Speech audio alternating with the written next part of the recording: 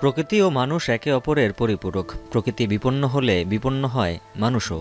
পরিবেশ দূষণের মাত্রা প্রকট হওয়ায় মানব সভ্যতা আজ হুমকির সম্মুখীন।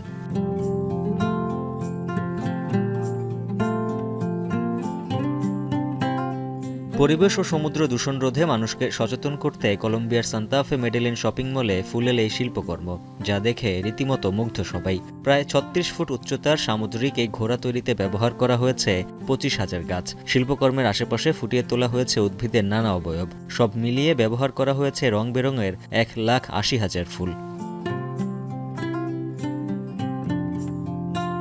আয়োজকরা জানান, এ নিয়ে ১৩ বারের মতো এই শিল্পকর্মের আয়োজন করেছেন তারা, যার মূল উদ্দেশ্য সামুদ্রিক বাস্তুতন্ত্র সম্পর্কে মানুষের ধারণা বৃদ্ধি করা। এমন উদ্যোগে উচ্ছ্বসিত পর্যটকরাও।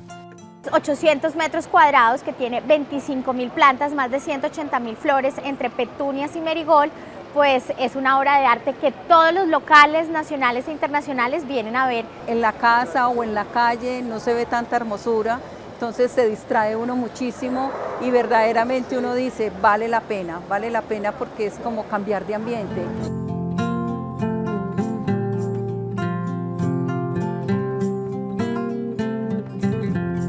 শপিং মলে এমন শিল্পকর্মের প্রশংসা কুড়িয়েছে স্থানীয়দের মাঝেও। বেচাকেনা বাড়ার পাশাপাশি পর্যটকরাও ভিড় করছেন শপিং মলে। মুঠোফোনে প্রিয় এই মুহূর্ত বন্দি করে রাখছেন অনেকেই।